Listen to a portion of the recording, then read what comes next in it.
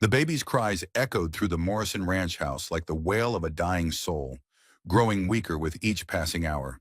3 days since birth, 3 days since his mother had bled out on the very bed where he now lay starving, and 3 days since Jake Morrison had watched his world crumble into dust and desperation. Doc Wheeler shook his head grimly as he examined the tiny failing infant. "He won't last another day without milk, Jake. We've tried everything. Goat's milk, sugar water, even brought in a wet nurse from 2 towns over. Nothing's working. This baby needs human milk from a woman who's recently given birth, and there's only one person in Millbrook who fits that description." Jake's jaw clenched as he stared down at his son, his beautiful, perfect son who was slowly starving to death. He knew exactly who Dr. Wheeler meant. Elizabeth Carter, Lizzie, the woman who'd been his everything before life, and cruel circumstances had torn them apart. The woman who'd given birth to her own child just 2 weeks ago, only to lose the baby to fever 3 days later. The woman who was now married to the most ruthless banker in 3 counties. The woman he still loved with every fiber of his being. "Richard Carter will never allow it," Jake said, his voice rough with pain and exhaustion. "He'd rather watch my son die than let his wife help me." Doc Wheeler's expression was grave. "Then you better hope love is stronger than pride, son. Because that baby doesn't have time for family feuds or old grudges." But there was more to this story than anyone in Millbrook knew. More than the surface tragedy of a motherless child and a grieving father. Because 15 years ago, Jake Morrison and Elizabeth Hayes had been childhood sweethearts, meeting in secret behind the old church, promising each other forever under the stars. They'd planned to run away together, to build a life where love mattered more than money or social standing. Until Elizabeth's father had discovered their secret romance and beaten her unconscious. Until he'd forced her into marriage with Richard Carter to pay off his gambling debts. Until Jake had been run out of town by Carter's hired thugs and told never to return. He'd come back 5 years ago, scarred and hardened by his time away, married a sweet woman named Mary, who deserved better than a man who could never fully give his heart. He'd built his ranch, tried to forget, tried to move on. But every time he saw Elizabeth in town, every stolen glance across the church aisle, every accidental meeting at the general store had reminded him that some kinds of love never die. They just learn to hide. Now Mary was gone, his son was dying, and the only woman who could save him was the one he'd never stopped loving. The one whose husband had made it clear that Jake Morrison was never to come near his property or his wife again. But as Jake looked down at his fading son, he realized that some things were worth risking everything for. Even if it meant facing Richard Carter's wrath, even if it meant destroying whatever fragile peace he'd built, even if it meant opening wounds that had never properly healed. The question was, would Elizabeth risk everything too? Would she defy her husband to save the child of the man she'd once promised to love forever? And more importantly, what would Richard Carter do when he discovered that his wife was nursing the baby of her secret former lover? The Carter mansion sat on the hill overlooking Millbrook like a fortress of wealth and power, its imposing white columns and manicured gardens a stark reminder of the social divide that had always separated Jake from the woman he'd never stopped loving. As he stood at the wrought iron gates in the pre-dawn darkness, his dying son wrapped in blankets against his chest, Jake Morrison felt every one of the 15 years that had passed since he'd been beaten and driven away from this place. The baby's breathing was so shallow now that Jake had to press his ear close to the tiny chest to hear it at all. Doc Wheeler had been right. They were down to hours, maybe less. The wet nurse from Silver Creek had tried for 2 days, but something about her milk wasn't right for the baby. He'd taken a little, enough to keep hope alive, but not enough to thrive, not enough to live. Jake had tried everything. Goat's milk mixed with sugar and water, cow's milk thinned with broth, even the expensive formula Dr. Patterson had ordered from back east. Nothing worked. His son was dying by degrees, and there was only one woman in the territory who could save him. The woman sleeping in the house beyond these gates. The woman whose own milk was going to waste while her breasts ached with loss, and her heart broke a little more each day. Jake knew this because Martha Henderson, the town's busiest gossip, had made sure everyone knew about Elizabeth Carter's recent tragedy. How she'd given birth to a perfect little girl only to watch fever take the child 3 days later. How she'd been seen wandering her garden at all hours, her dress front damp with the milk her body continued to produce for a baby who would never need it again. Richard Carter had made it clear that his wife was not to be disturbed in her grief. No visitors, no condolence calls, no charity work that might upset her delicate constitution. But Jake suspected the real reason was darker. Richard had always been a possessive man, and losing a child would only make him more controlling, more determined to keep Elizabeth locked away from the world, and especially from any man who might remind her of what her life could have been. The sound of footsteps on gravel made Jake step back into the shadows of the oak trees lining the drive. A figure emerged from the servants' entrance. Maria Santos, the Carter family's housekeeper, carrying a basket of laundry despite the early hour. She was a good woman, Jake knew, one of the few people in town who'd never judged him for his past or his present circumstances. "Maria," he called softly, stepping into the pale moonlight. She startled, nearly dropping her basket, then peered through the darkness. "Senor Morrison, what are you doing here? It's not even dawn." Jake pulled the blanket away from his son's face, and Maria gasped at the sight of the tiny pale child struggling for each breath. "My son is dying, Maria. Dr. Wheeler says only a woman with fresh milk can save him now." Maria's dark eyes filled with understanding and pain. "La Señora Elizabeth. She lost her bébé only a week ago. Her heart is broken, Senor Morrison." "I know, but she's the only one who can help him. Please, Maria, I'm not asking you to betray your employers. I'm asking you to save a child's life." Maria looked at the baby, then back at Jake's desperate face. She'd been with the Carter family for 20 years, had seen how Richard treated his wife, had witnessed the slow erosion of Elizabeth's spirit under his control. She'd also heard the whispered stories about Jake and Elizabeth's past, had seen the way Elizabeth's face changed whenever his name was mentioned. "El Señor Carter, he will be furious if he discovers this," she said quietly. "Then we make sure he doesn't discover it. At least not until my son is strong enough to survive without her." Maria was quiet for a long moment, studying Jake's face in the moonlight. Finally, she sighed and looked toward the big house.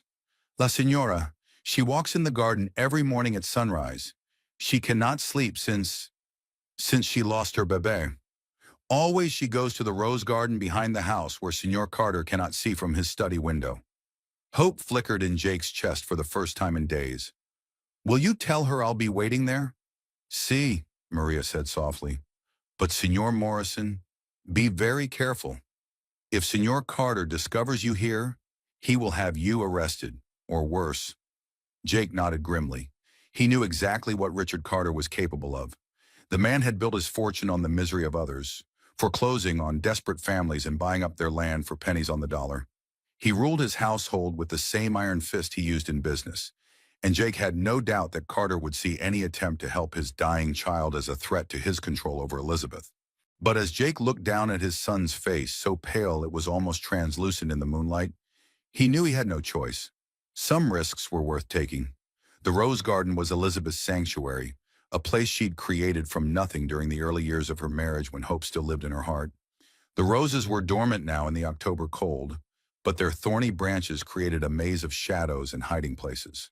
Jake positioned himself behind a large trellis where he could see the path but remain hidden if anyone else appeared.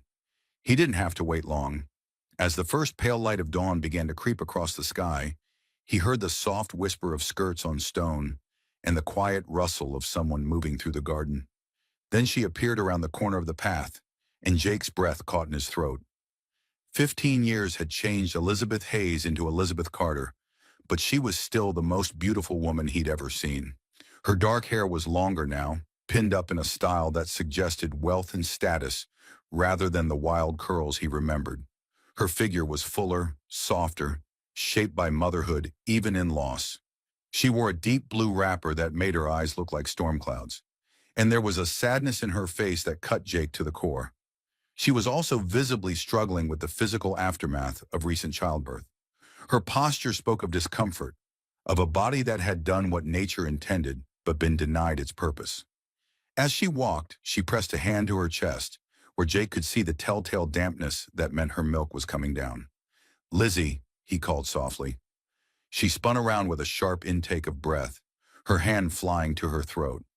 When she saw him emerging from the shadows, her face went through a series of expressions: shock, recognition, joy, and then fear. "Jake?" Her voice was barely a whisper. "What are you? You can't be here. If Richard sees you." "My son is dying," Jake said simply, pulling the blanket away from the baby's face. "And you're the only one who can save him." Elizabeth's eyes went wide as she took in the sight of the tiny, struggling infant. Her maternal instincts, already raw from her own recent loss, kicked in immediately. She took an unconscious step forward, her arms moving as if she wanted to take the child but didn't dare.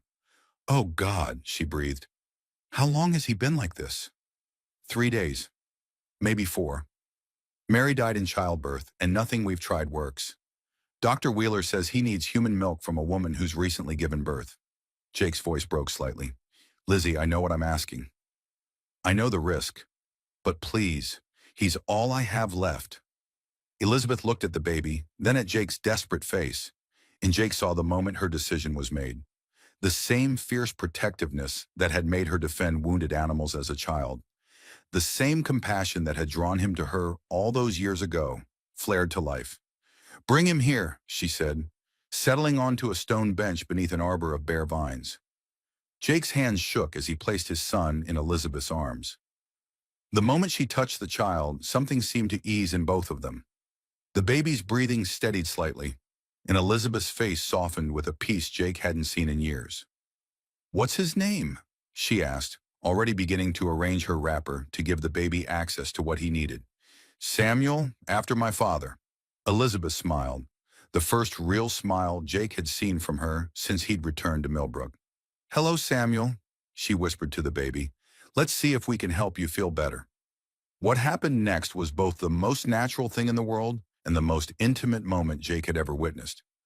As Elizabeth guided his son to her breast, as the baby latched on with desperate hunger, as the morning sun painted them both in golden light, Jake felt something fundamental shift in his understanding of love, sacrifice, and what it meant to save a life.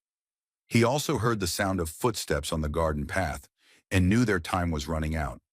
"Someone's coming," he whispered urgently. Elizabeth's eyes flew to his, wide with alarm, but she didn't stop nursing the baby. "The gardener," she said quickly. "He comes early on Wednesdays. Behind the potting shed, there's a gap in the hedge you can slip through." Jake hesitated, torn between staying to protect them and preserving the secrecy that might be their only hope of continuing these meetings.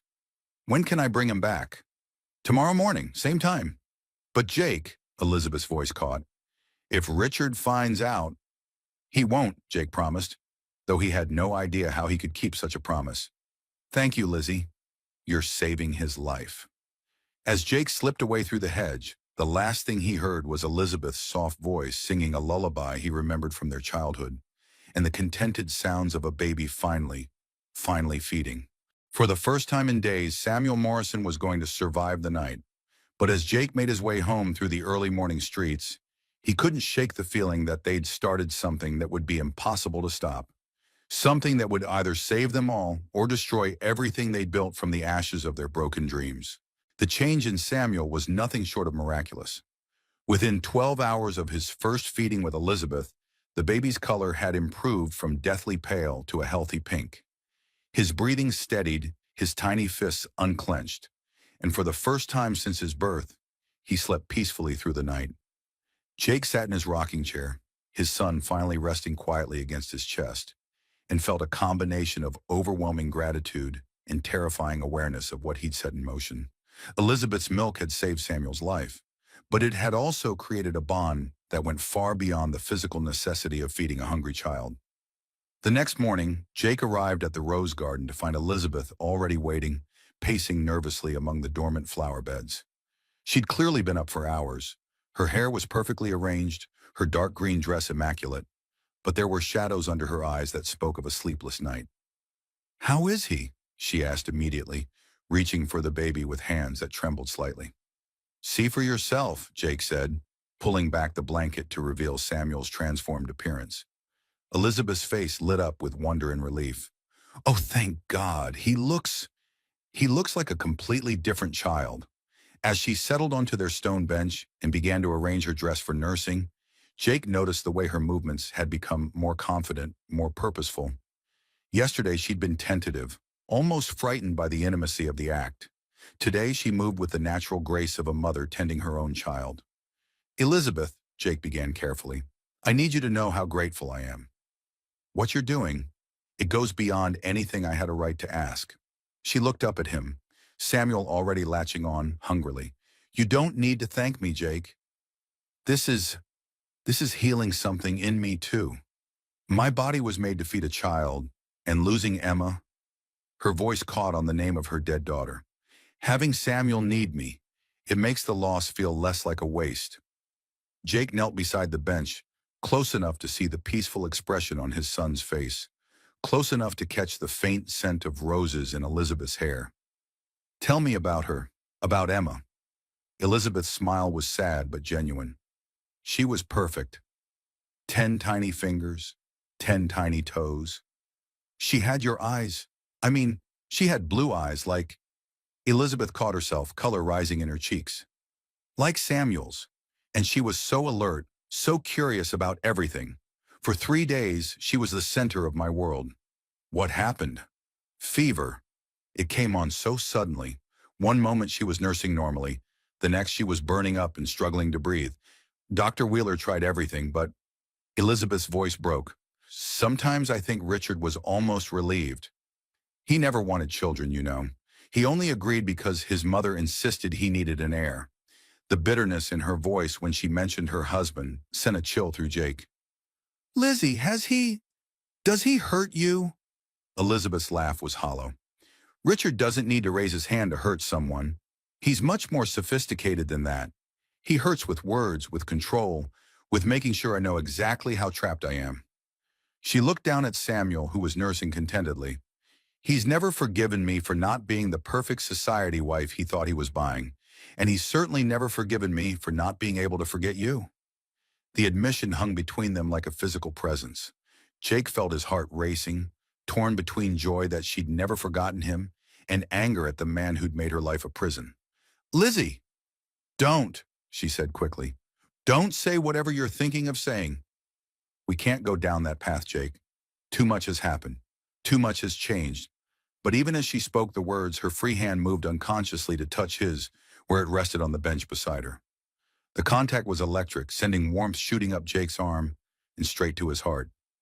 They sat in silence for several minutes, watching Samuel feed, both lost in thoughts they couldn't voice.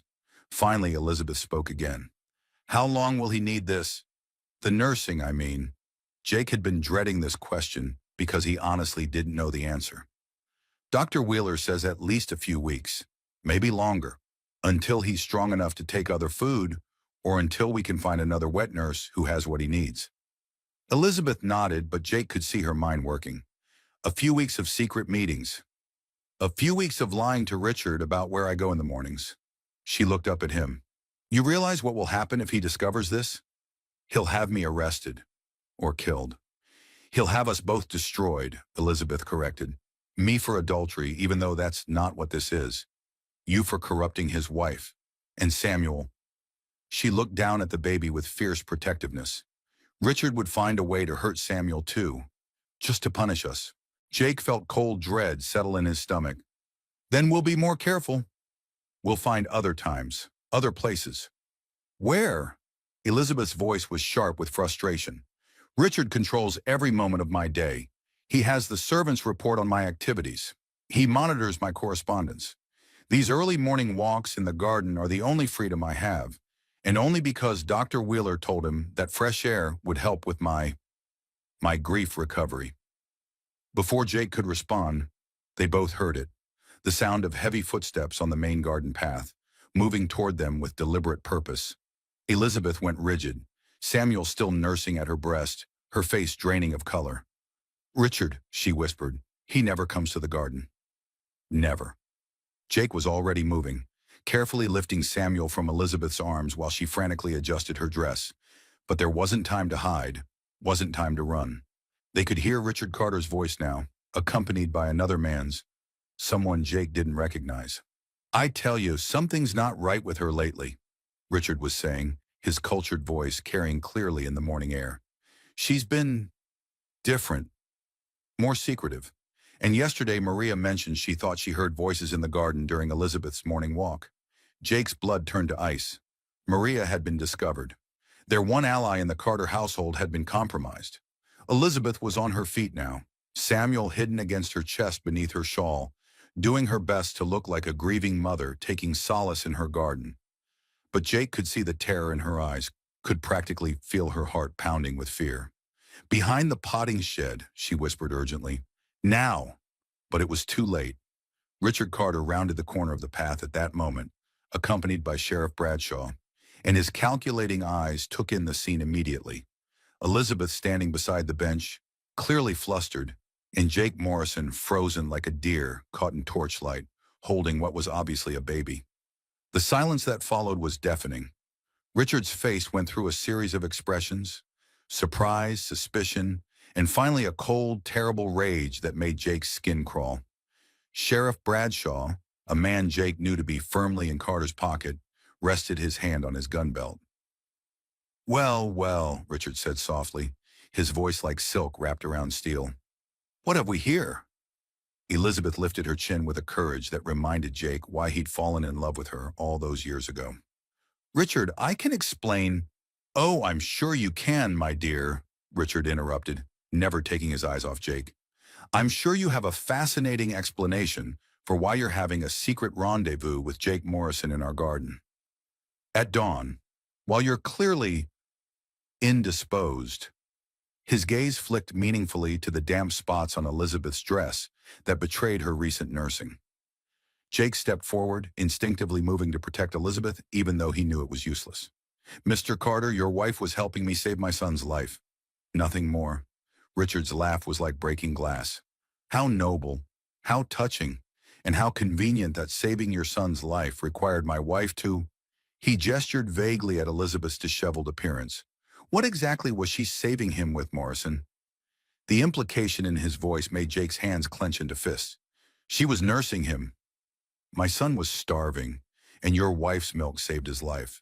It's that simple." "Simple," Richard repeated as if tasting the word. "Yes, I imagine you'd like to keep it simple. But nothing about this situation is simple, Morrison. My wife secretly meeting with her childhood sweetheart. My wife using her body to feed another man's child. My wife lying to me for God knows how long." "Richard, please," Elizabeth said, her voice barely above a whisper. "Samuel was dying. I couldn't let him die when I had the means to help." Richard turned to his wife with a look that made Jake's blood boil. "Couldn't let him die? How touching, how maternal. Tell me, Elizabeth, when our daughter was dying, did you fight half so hard to save her? Or was your concern reserved for the children of old lovers?" Elizabeth recoiled as if she'd been slapped, and Jake saw red. He took a step toward Richard, Samuel still in his arms, and it was only Sheriff Bradshaw's sharp movement toward his gun that stopped him. "That's enough," Jake growled. "Don't you dare blame her for Emma's death. And don't you dare make this into something it isn't." "Oh, but that's where you're wrong, Morrison," Richard said, his smile cold and predatory. "This is exactly what I say it is. My wife committing adultery, you corrupting a married woman, both of you defiling the sanctity of my home with your sordid affair." "We're not having an affair," Elizabeth protested desperately. "Aren't you?" Richard moved closer to his wife, and Jake saw her flinch. "Then explain to me, my dear, why your milk is flowing for his child when it never flowed properly for ours. Explain why you're glowing with health and happiness when you've been grieving and sickly for weeks. Explain why you're sneaking around like a common whore to feed the bastard son of your first love." The slap came so fast that Jake almost didn't see it. Elizabeth's hand connected with Richard's cheek with a crack that echoed through the garden, and the silence that followed was electric with danger. Richard's face went deadly calm. "Sheriff Bradshaw," he said quietly, never taking his eyes off Elizabeth's defiant face, "I want Jake Morrison arrested for trespassing, corruption of a married woman, and adultery. I want him in jail within the hour." "Richard, no!" Elizabeth grabbed her husband's arm desperately. "He hasn't done anything wrong." Richard shook her off roughly. "Haven't done anything wrong? He's seduced my wife into behaving like a common wet nurse. He's turned her into his whore, and he's done it all while pretending to be concerned about his dying child." Richard's voice dropped to a whisper. "The child who, frankly, might be better off dead than raised by a man like Jake Morrison." That was the moment Jake's control finally snapped. Still holding Samuel protectively against his chest, he lunged for Richard Carter with murder in his eyes. He never made it. Sheriff Bradshaw's club caught him behind the ear, and Jake Morrison collapsed to the ground, his world exploding into darkness as he heard Elizabeth screaming his name. Jake Morrison woke in the Millbrook jail with dried blood crusted behind his ear and the taste of iron in his mouth. The single cell was barely 6 feet by 8, with a cot, a bucket, and bars thick enough to cage a wild animal. Pale morning light filtered through a window set too high to reach, and somewhere in the distance he could hear a baby crying. Samuel. Jake struggled to sit up, his head pounding with each movement, and tried to piece together what had happened after Sheriff Bradshaw's club had sent him into darkness. Where was his son? Was he safe? And Elizabeth? God, what had Richard done to Elizabeth after Jake had been dragged away unconscious? "About time you woke up," came a familiar voice from outside the cell. Jake looked up to see Dr. Wheeler standing beyond the bars, his weathered face grim with concern. In his arms was Samuel, wrapped in a clean blanket, but crying with the desperate hunger of a baby who hadn't fed in hours. "Doc," Jake rasped, his throat raw. "How long have I been in here?" 6 hours. Long enough for Richard Carter to spin quite a tale to anyone who'll listen. Dr. Wheeler moved closer to the bars, adjusting his hold on the increasingly frantic baby. "He's telling folks you seduced his grieving wife, convinced her to act as a wet nurse for your bastard child so you could carry on an illicit affair." Jake's stomach clenched. "And people believe him?" "Some do. Others," Dr. Wheeler shrugged. "Well, let's say Richard Carter's never been beloved in this town. Too many families have lost their farms to his bank. Too many people have seen how he treats those with less power than him. But belief doesn't matter when he owns the sheriff and half the town council." Samuel's cries were getting weaker, more desperate. Jake could see his son's lips moving with the sucking reflex, searching for the nourishment only Elizabeth could provide. "He needs to feed, Doc." "It's been too long." "I know. I've tried everything again. Goat milk, cow milk, even that formula from back east. Nothing works." Dr. Wheeler's expression was grave. "This baby needs Elizabeth Carter's milk specifically, and Richard has made it clear that any attempt to contact his wife will result in additional charges against you." Jake gripped the bars until his knuckles went white. "So he's going to let Samuel starve to death just to punish me?" "And punish his wife," Dr. Wheeler added quietly. "From what I hear, Elizabeth hasn't left her room since yesterday morning. Richard's posted servants at her door, supposedly to protect her from the scandal. But we both know what that really means." Before Jake could respond, they heard footsteps echoing down the stone corridor. Sheriff Bradshaw appeared, his face flushed with self-importance and something that might have been guilt. "Visiting time's over, Doc," he said gruffly. "Mr. Carter wants to see the prisoner." Dr. Wheeler's jaw tightened. "This baby needs medical attention, Sheriff. He's going to die without proper nourishment." "Not my problem," Bradshaw replied, though he wouldn't meet the doctor's eyes. "Carter's orders are to keep Morrison isolated until the judge arrives from Silver Creek tomorrow." "Tomorrow?" Jake shot to his feet despite his throbbing head.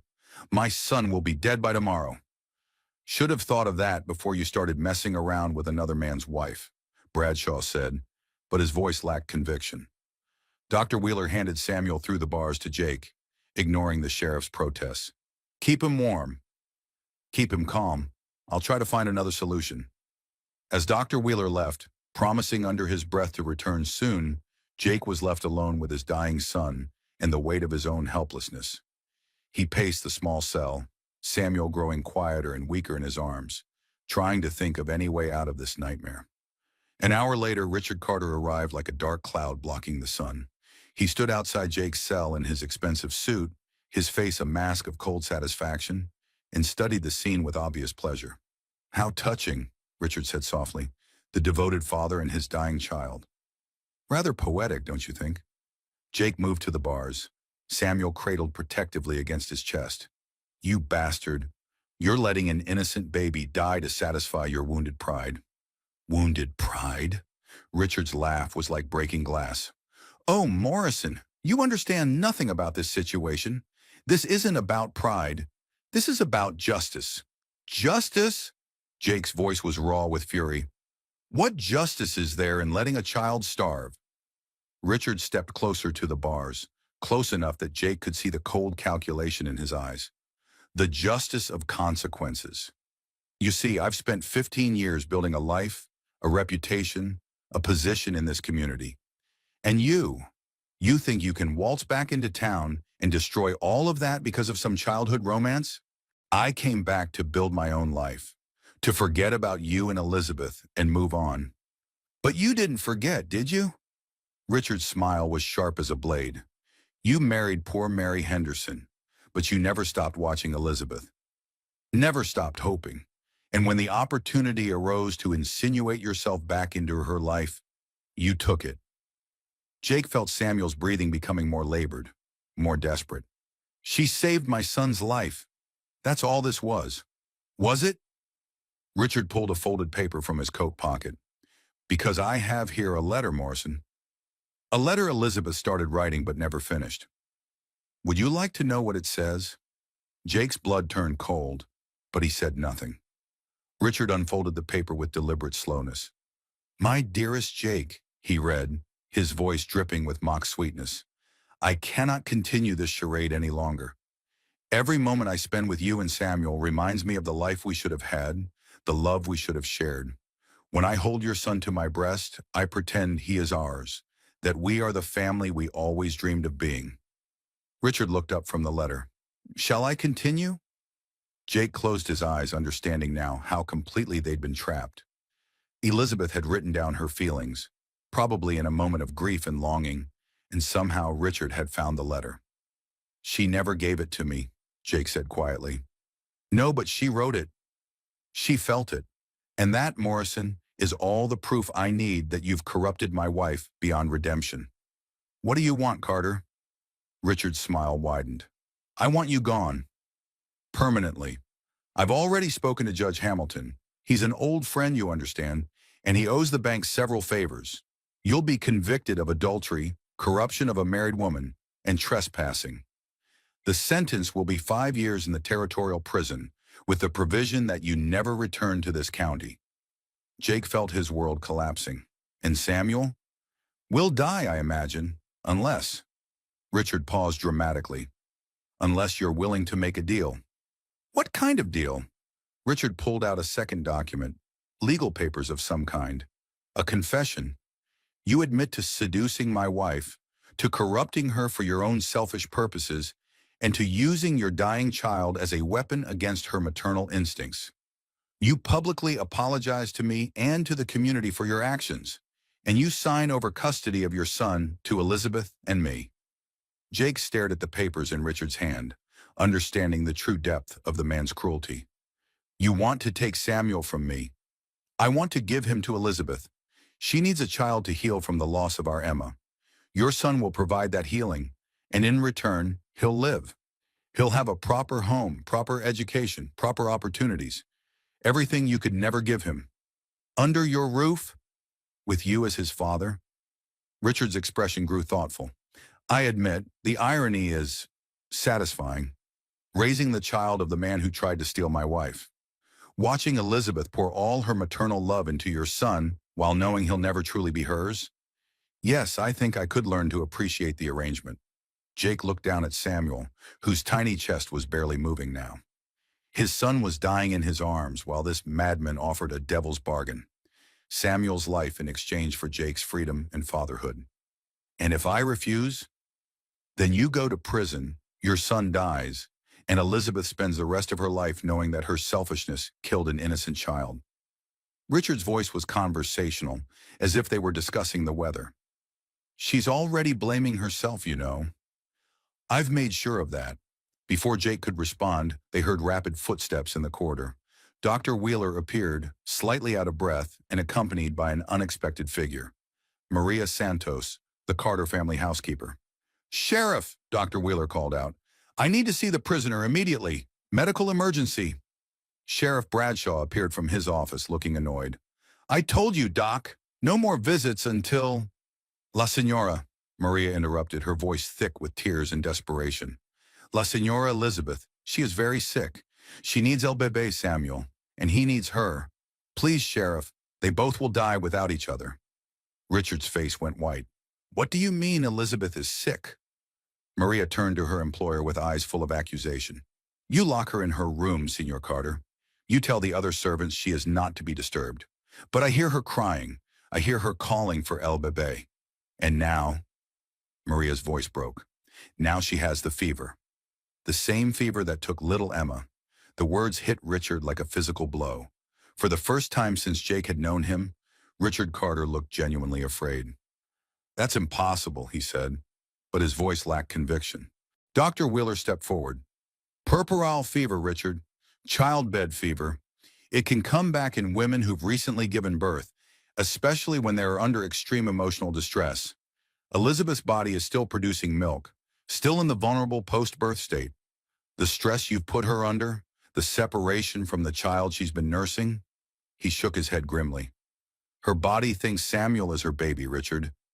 Separating them is making her sick." Richard stared at the doctor, then at Maria, then at Jake holding his dying son. For a moment, Jake saw something almost human flicker across the man's face. Genuine fear for his wife's life. "How sick?" Richard asked quietly. "She burns with fever," Maria said. "She speaks of El Bebe Samuel. She calls for him in her sleep." "Her body," Maria gestured helplessly. "Her breasts, they are swollen and painful because the milk has no place to go. She needs to nurse the child, Senor Carter. It is the only way to heal her body and her heart." Dr. Wheeler nodded grimly. "I've seen it before, Richard. Women who lose children but continue producing milk.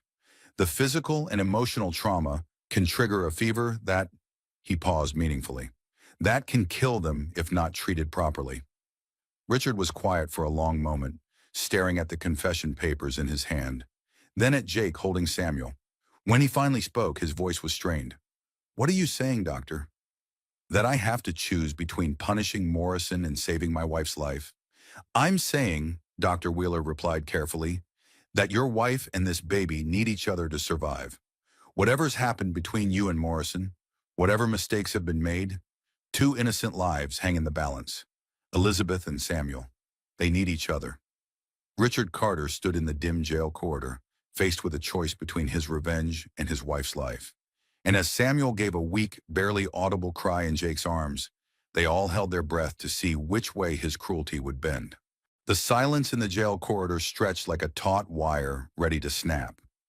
Richard Carter stood frozen between his desire for revenge and the stark reality that his wife might die if he didn't act.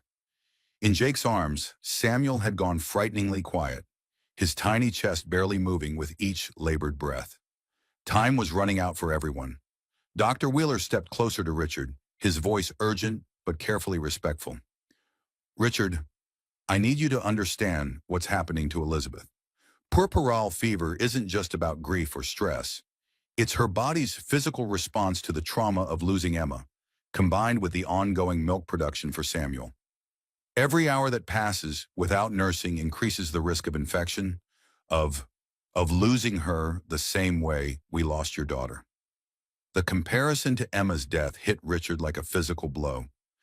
Jake saw the man's composure crack slightly, saw genuine fear replace calculated cruelty in his eyes. "You're saying she could die?" Richard's voice was barely above a whisper. "I'm saying she will die if we don't treat this properly," Dr. Wheeler replied bluntly. "And the treatment is simple but non-negotiable. She needs to nurse Samuel. Her body needs the relief, the hormonal balance, the emotional connection. It's not about punishment or forgiveness anymore, Richard. It's about medical necessity." Maria Santos stepped forward, her dark eyes blazing with the fierce protectiveness of a woman who'd watched Elizabeth suffer for too long. Senor Carter, I have served your family for 20 years. I watched you court La Senora Elizabeth. I planned your wedding. I held your hand when little Emma was born. But I tell you now, if you let pride kill your wife, you will have nothing left but money and hatred. Richard turned to look at Jake through the bars, his face a mask of conflicted emotions.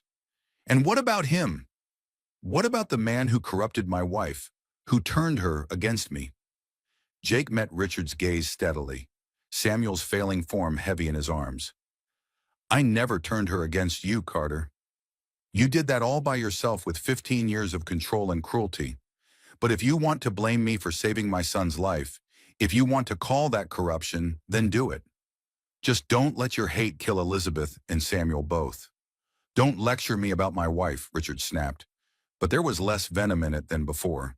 You have no idea what kind of marriage we have, what kind of... I know she's dying upstairs while you play games with her life, Jake interrupted, his voice raw with desperation. I know Samuel is dying in my arms while you debate whether your pride is worth more than their lives.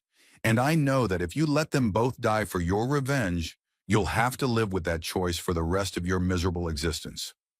Richard stared at Jake for a long moment, then at Dr. Wheeler, then at Maria's tear-stained face. When he finally spoke, his voice was hollow, defeated. Sheriff Bradshaw, he called out, release the prisoner. Sheriff Bradshaw emerged from his office, looking confused. Sir?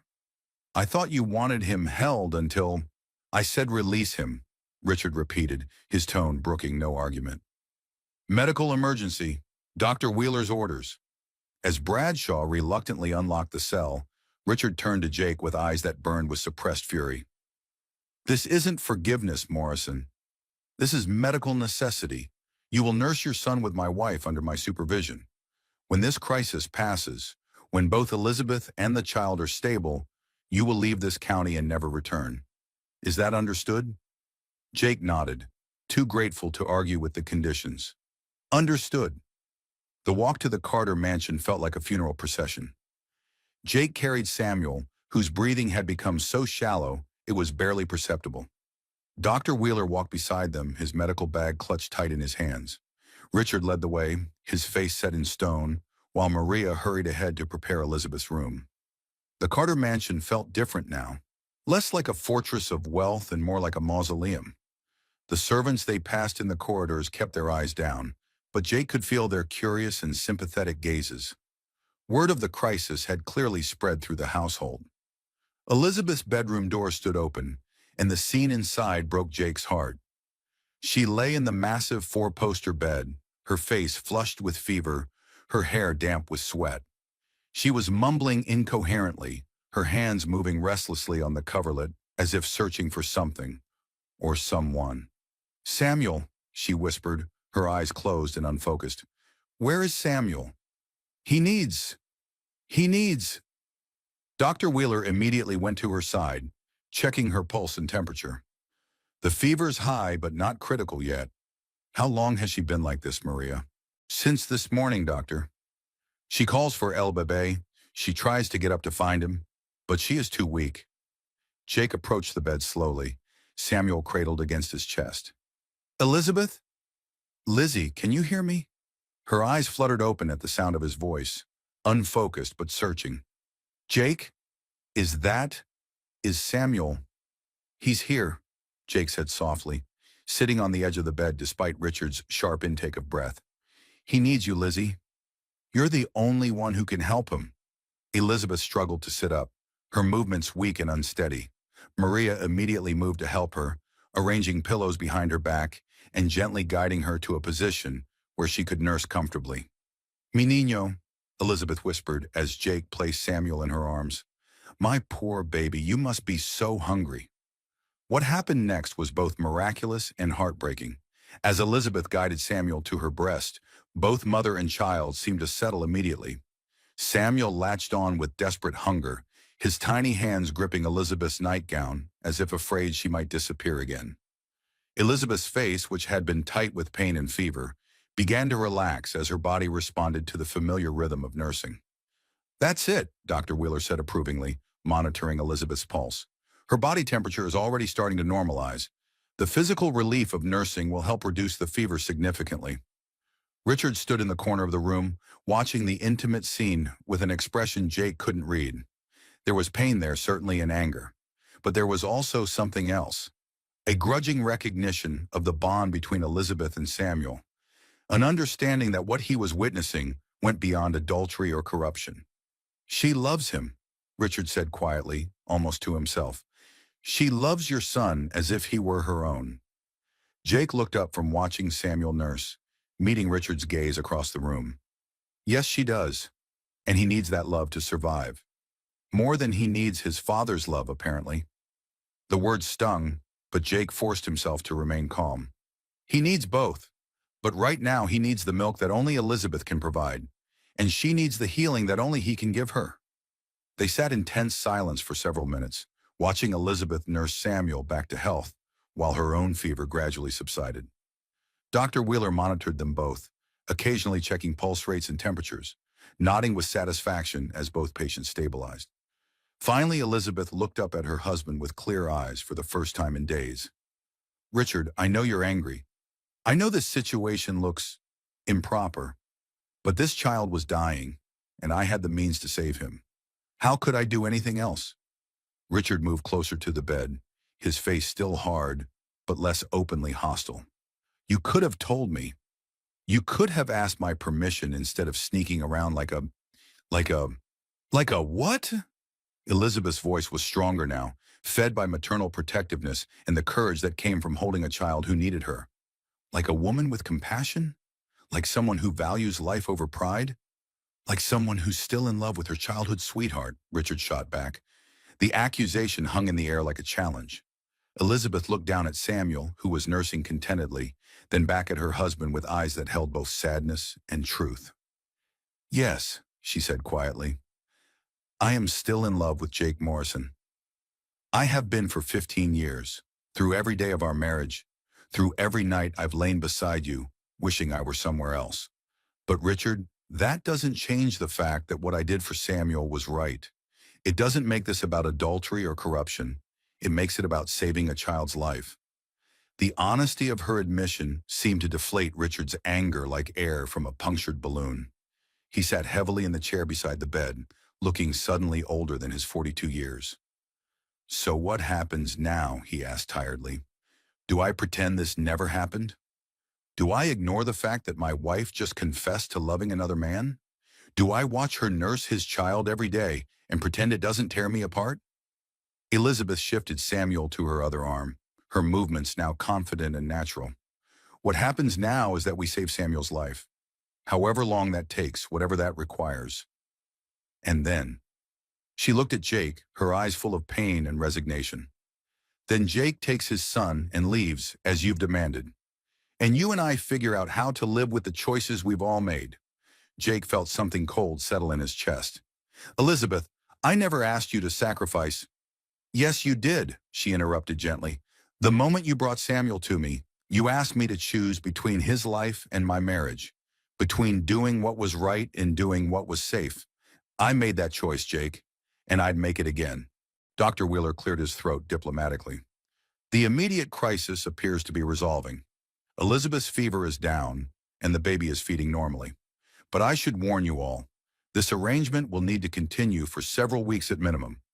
Samuel's system has become accustomed to Elizabeth's milk specifically. Any attempt to wean him too quickly could cause a relapse. Richard's face went pale. Several weeks of this? Several weeks of your wife saving a child's life, Jake said firmly. Several weeks of her doing what any decent person would do in this situation. Several weeks of watching my wife play mother to another man's son while denying that she's in love with his father. Richard corrected bitterly. Elizabeth looked between the two men, her husband and her former lover, both torn apart by circumstances none of them had chosen. When she spoke, her voice was steady despite the tears in her eyes. Then maybe, Richard, it's time you decided what matters more. Your pride or your wife's life, my happiness or your control. Because I won't let Samuel die to preserve your ego, and I won't pretend anymore that our marriage is anything other than a prison I've been locked in for 15 years. The words fell into the room like stones into still water, sending ripples of shock and possibility through everyone present. Richard stared at his wife as if seeing her clearly for the first time, while Jake held his breath, afraid to hope that Elizabeth was finally finding the courage to fight for the life she wanted. Outside, thunder rumbled in the distance, and the first drops of rain began to fall against the windows. The storm that had been brewing for 15 years was finally about to break. The rain that had begun as gentle drops against the windows had turned into a full storm by evening, with thunder shaking the Carter mansion's windows and lightning illuminating the tense scene in Elizabeth's bedroom. For 6 hours, she had nursed Samuel, while the three adults around her navigated the minefield of their shared history and impossible situation. Richard had barely spoken since Elizabeth's confession of love for Jake. He sat in the corner chair like a statue carved from bitterness, watching his wife tend to another man's child with a devotion she'd never shown their own marriage.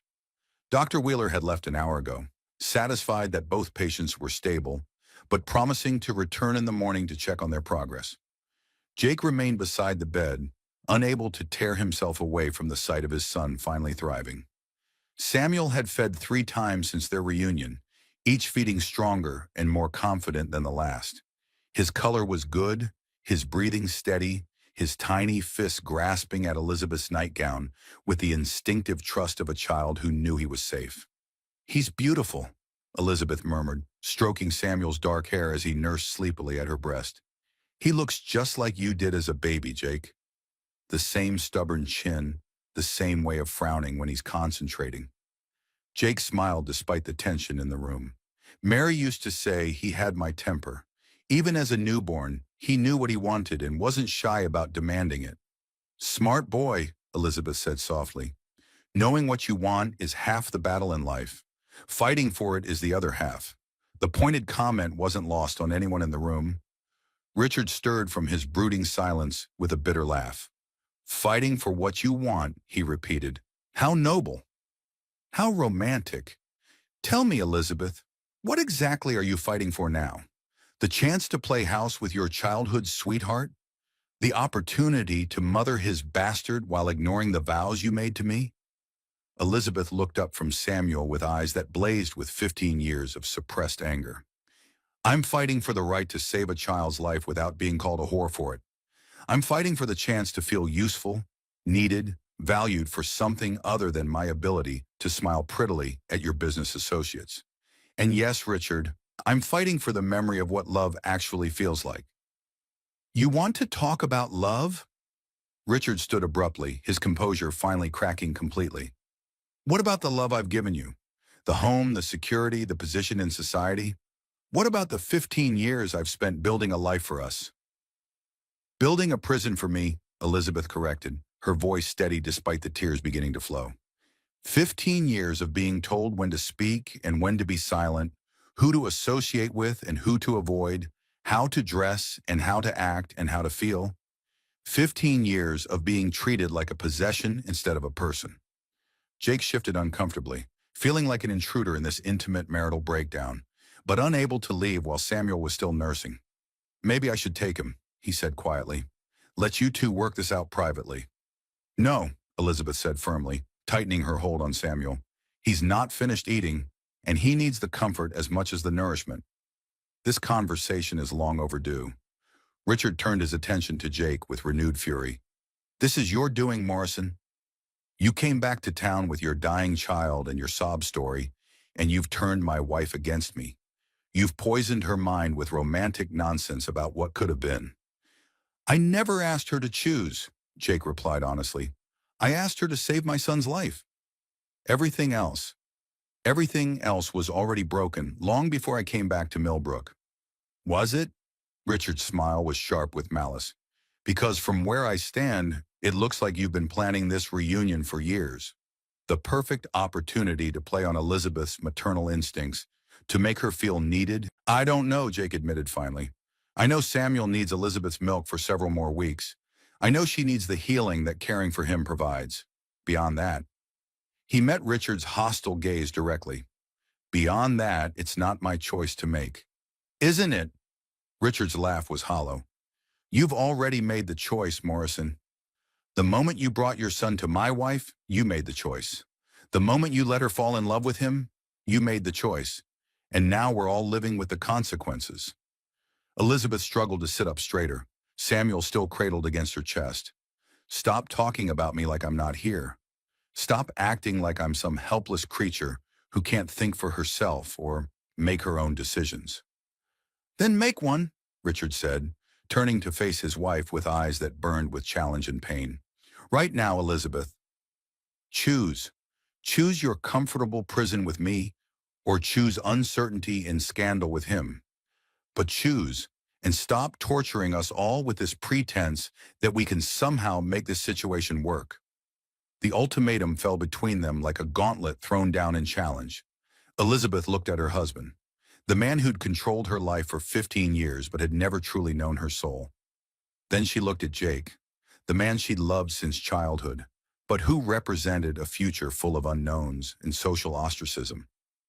You want me to choose right now? Elizabeth's voice was quiet but steady. Tonight, while Samuel is still recovering, while my body is still healing, while we're all exhausted and emotional? Yes, Richard said firmly, because this limbo is killing me, Elizabeth.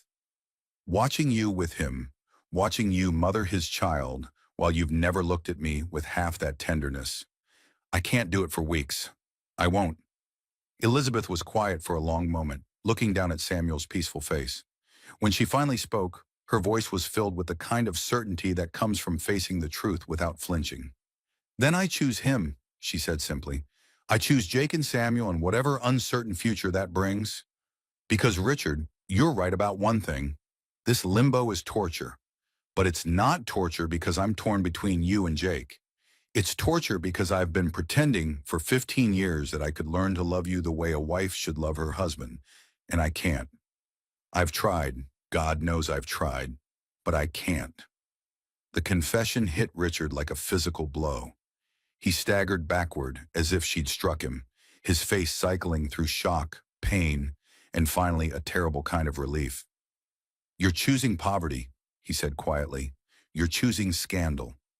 You're choosing to be the town pariah, the woman who abandoned her marriage for her childhood sweetheart. Do you understand what you're giving up? Elizabeth smiled, and it was the first truly peaceful expression Jake had seen on her face since his return to Millbrook. I'm giving up security for happiness. I'm giving up status for love. I'm giving up a beautiful prison for an uncertain freedom. She looked at Jake, her eyes shining with tears and determination. Yes, I understand exactly what I'm giving up. And I understand exactly what I'm choosing instead. Jake felt his heart swell with a mixture of joy and terror. Elizabeth, are you sure? Richard's right about the consequences. The town will never accept us. They'll call you an adulteress, call Samuel a bastard, call me a homewrecker. We'll be outcasts. Then we'll be outcasts together, Elizabeth replied firmly. Jake, I've spent 15 years being respectable and miserable. I'd rather spend the rest of my life being scandalous and happy. Richard stood frozen for a moment, absorbing the finality of his wife's decision. Then, with movements that seemed to age him 10 years in as many seconds, he walked to his dresser and pulled out a small leather portfolio. Very well, he said, his voice hollow but strangely calm. If that's your choice, Elizabeth, then we'll make it official. He opened the portfolio and began pulling out legal documents. Divorce papers.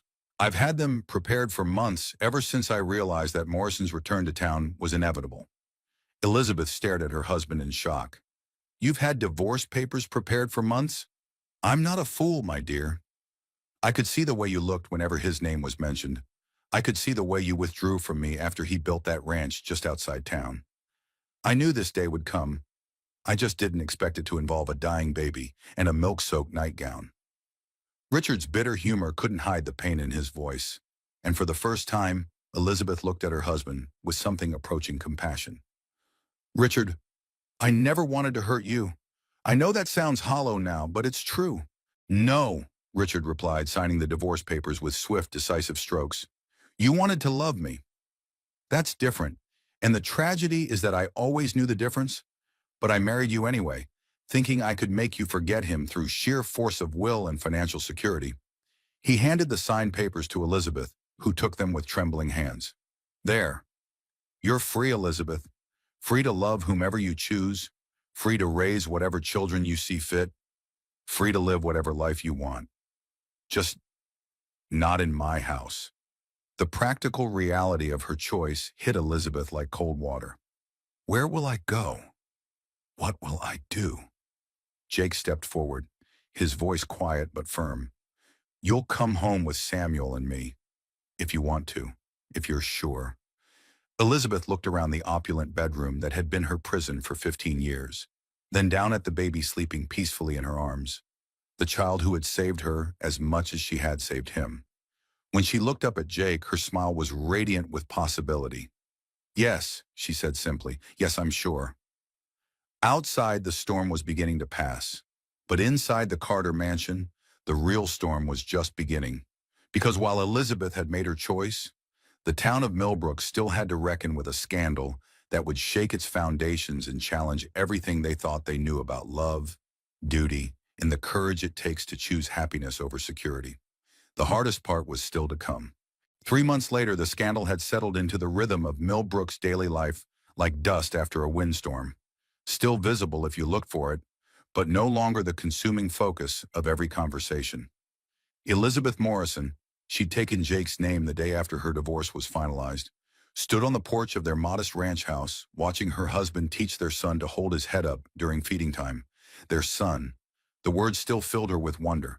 Samuel had thrived under Elizabeth's care, growing from the failing infant she'd first held in the rose garden into a robust, healthy baby who smiled at the sound of her voice and reached for her with chubby fingers whenever she entered the room. Dr. Wheeler declared him completely recovered, no longer dependent on Elizabeth's milk for survival, but she continued nursing him because it brought them both joy and peace. He's getting strong, Jake said, settling beside Elizabeth on the porch swing they'd built together last month. Samuel was cradled in his arms, having just finished his afternoon feeding, contentedly gurgling at the late autumn sky.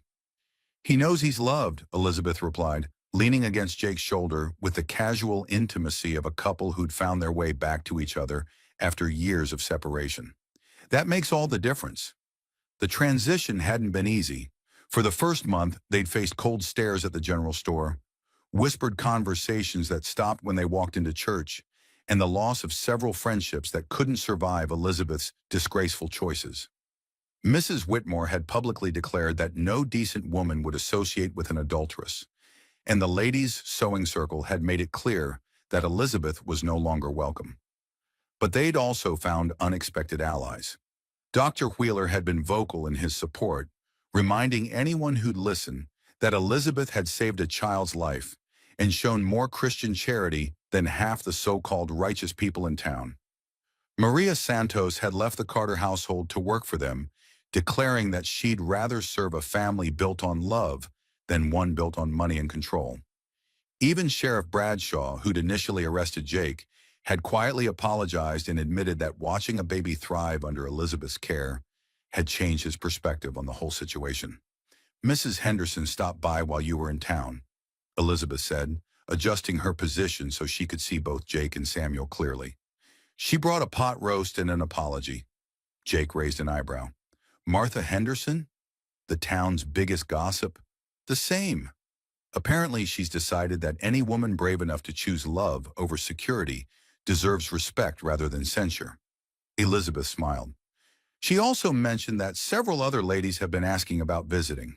It seems public opinion is slowly shifting in our favor. And Richard? Jake asked quietly. It was the question they both danced around most days, the elephant in their comfortable room. Elizabeth was quiet for a moment, watching Samuel's tiny fingers wrap around Jake's thumb.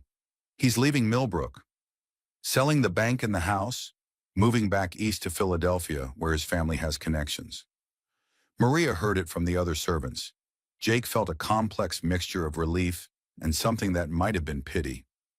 How do you feel about that? Free, Elizabeth said simply. For the first time in my adult life, I feel completely free. He can't hurt us anymore, can't use his influence to make our lives difficult. We can just Be happy. Samuel chose that moment to let out a contented sigh, his eyes fluttering closed as he settled into the deep sleep of a well-fed, well-loved baby. Jake looked down at his son with an expression of pure adoration that made Elizabeth's heart skip. "I never thanked you properly," Jake said softly, "for what you did, for what you gave up." Elizabeth reached over to stroke Samuel's dark hair, so like his father's. "You don't need to thank me, Jake. This little boy saved me as much as I saved him. He gave me a purpose when I thought my life was over, and he brought me back to you. I should be thanking him." "He brought us all back to each other," Jake agreed. "Though I have to admit, I never imagined it would happen this way." Elizabeth laughed, the sound light and joyful in the autumn air. "Did you imagine it happening at all? When you married Mary, when I was trapped in my marriage to Richard, did you ever think we'd get a second chance?" Jake was quiet for a long moment, remembering the years of glimpsed glances across crowded rooms, the careful distance they'd maintained, the resigned acceptance that their love belonged to the past. "No," he admitted. "I thought we'd missed our chance forever. I thought the best I could hope for was catching sight of you at church on Sundays and remembering what love felt like when we were 17. And now?" Jake shifted Samuel to one arm so he could wrap the other around Elizabeth, pulling her close against his side. "Now I wake up every morning next to the woman I've loved since I was old enough to understand what love meant. Now I watch her mother my son with more tenderness than I ever dared hope for. Now I get to plan a future that includes both of you." Elizabeth turned in his arms to look at him directly, her eyes bright with tears of happiness. "Do you ever regret it? The scandal, the difficulties, the way some people still look at us?" "Never," Jake said firmly. "Elizabeth, I'd face down the entire territory's disapproval to have this life with you and Samuel. Some people will always judge us for how we found our way back to each other, but the people who matter understand that love doesn't follow a schedule or respect social conventions." As if summoned by their conversation, they heard the sound of hooves on the drive. A familiar buggy appeared around the bend, Dr. Wheeler returning from his weekly check on Samuel's progress, though they all knew these visits had become more social than medical. "Afternoon, folks," Dr. Wheeler called out, climbing down from his buggy with the careful movements of a man in his 70s. "How's our young man doing today?" "See for yourself," Jake said, carefully transferring the sleeping Samuel to the doctor's experienced hands. Dr. Wheeler examined the baby with gentle efficiency, checking his color, his reflexes, the steady rhythm of his breathing. "Perfect," he declared with satisfaction. "Absolutely perfect. This child is the picture of health and happiness." "Thanks to Elizabeth," Jake said, his voice warm with gratitude and love. Dr. Wheeler looked at Elizabeth with eyes that held deep respect. "Thanks to both of you. This boy is thriving because he's surrounded by love, security, and parents who would do anything to protect him. That's the best medicine any child can have." Elizabeth accepted Samuel back into her arms, marveling again at how perfectly he fit against her chest, how completely he'd become the center of their world. "Dr. Wheeler," she said hesitantly, "may I ask you something?" "Of course, my dear.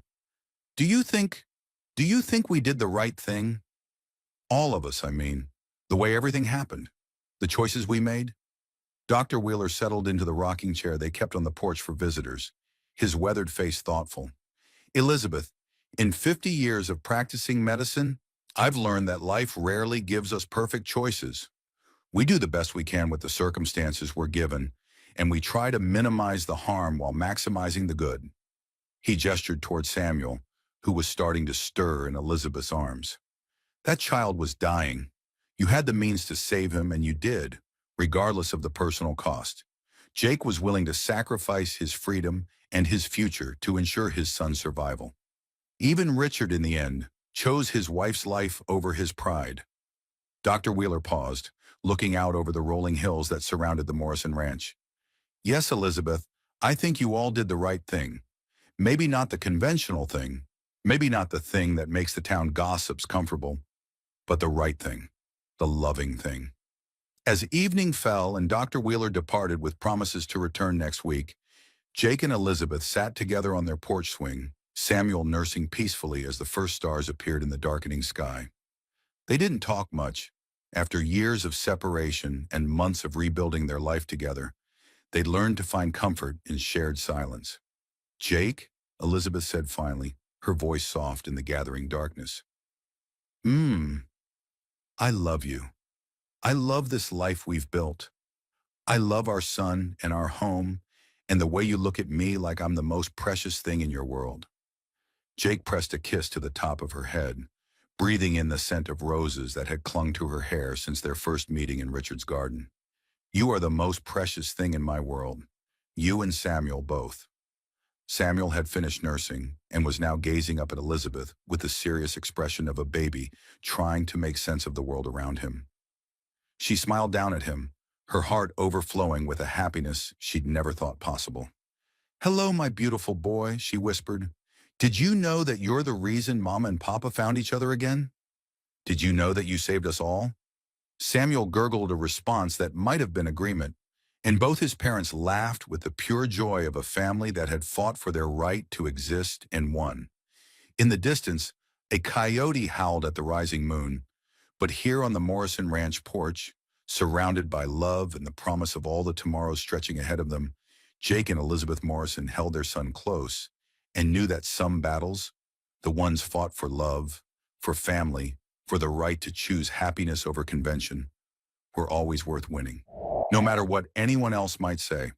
And that's how Elizabeth Carter became Elizabeth Morrison, how a dying baby became the bridge between two lovers separated by 15 years of heartbreak, and how an act of maternal compassion transformed into one of the most beautiful love stories the frontier ever witnessed. Think about what we just experienced together.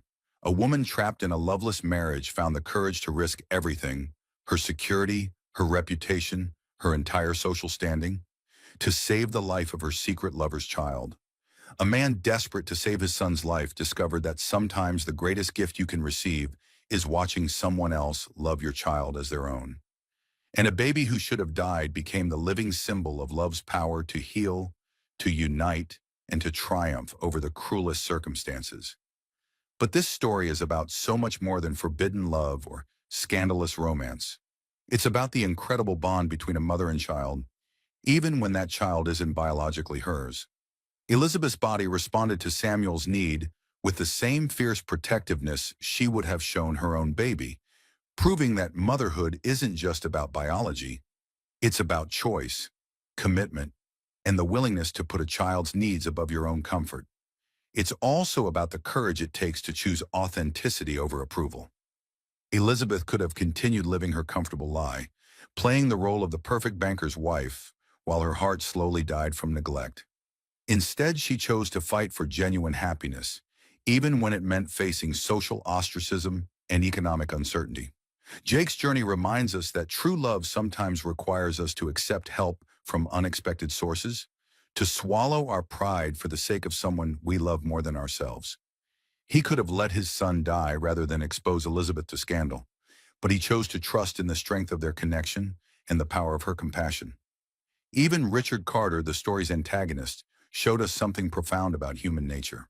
His final choice to release Elizabeth rather than destroy them all revealed that even the most controlling people are capable of recognizing when love is real and letting go of what was never truly theirs to begin with.